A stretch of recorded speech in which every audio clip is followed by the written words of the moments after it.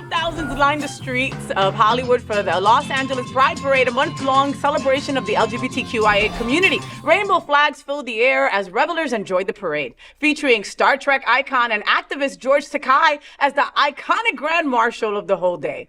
The real showstopper, however, was the superstar singer Ricky Martin, who graced the stage after a long hiatus. He headlined the Pride in the Park event held at Los Angeles State Historical Park, and fans were ecstatic. The performance was the highlight of the event. Watch this.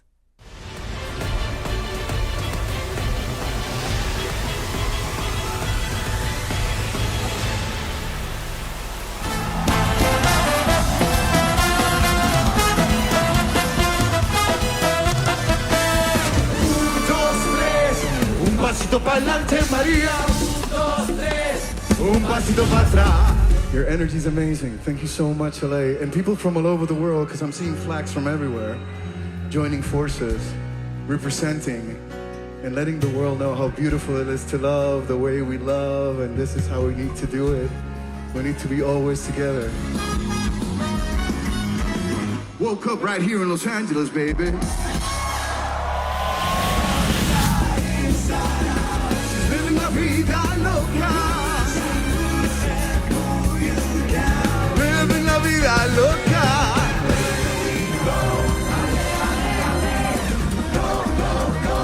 Ale, ale, ale. Tonight's the night. We're gonna celebrate. Come from life. Ale, ale, ale.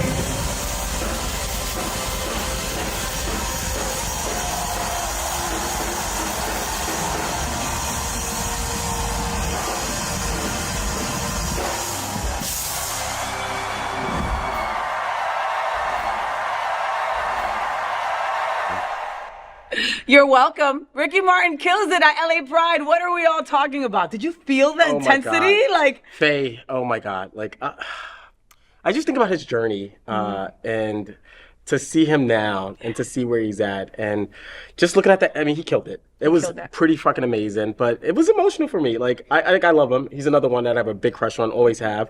I'll do anything for him. Whatever he wants. I don't care who I'm with at the time. I'll do anything for him. It's okay. But honestly, like, it was just so emotional. Just for him to play all the major hits.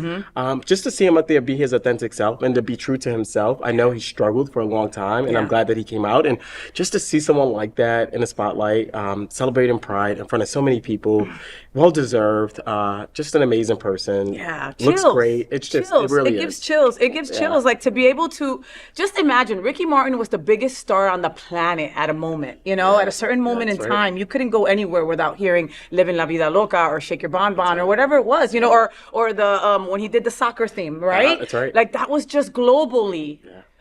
Huge, and all that time he was one of us. You know what I mean? Having to hide it, having to hide behind that, because not only was he the biggest superstar on the planet, he was also the biggest heartthrob on the planet. Hell you know? yeah. So oh my God. Woo.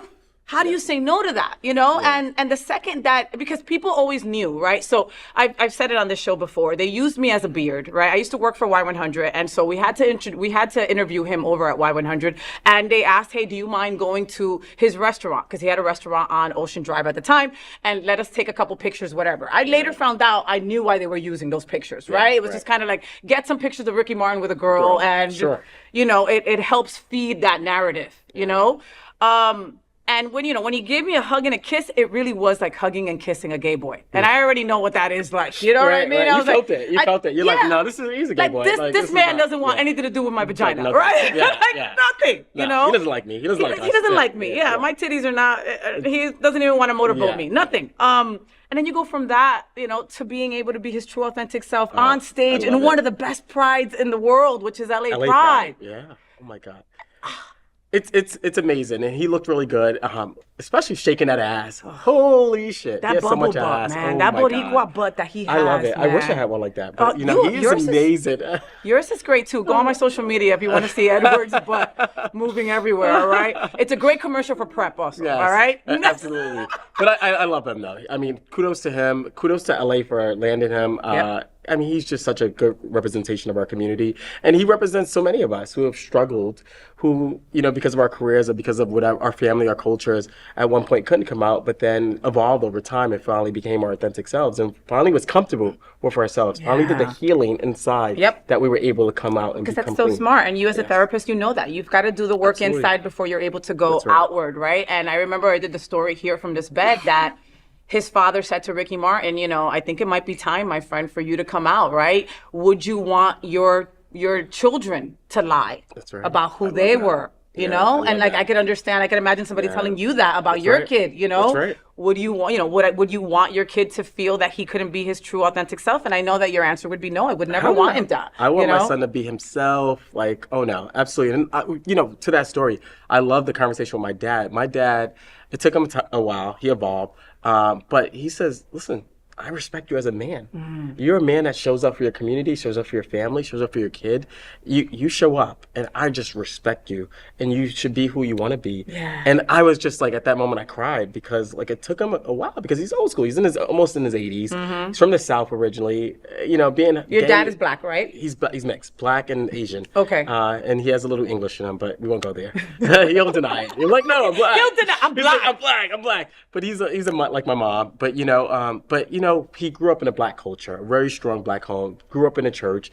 And again, it took him a while, but after thinking about it and talking to his God, he's like, my son he's like the best thing in my life. He was like, all my kids are great, but like my son is great. Like he does his thing. And that's what he told me. But he had to evolve to that, He had to evolve right? to that. He had to evolve to that. But he would never want me to not be myself today. He would always want me to be myself. And, you know, he would want all of his children now to be themselves and grandchildren and family members. And so I love him for it. He stands up, even when he goes back home to South Carolina, he stands up strong about me. He's like, no, I am the third. I'm his namesake as well. So that's why it took him a while to evolve.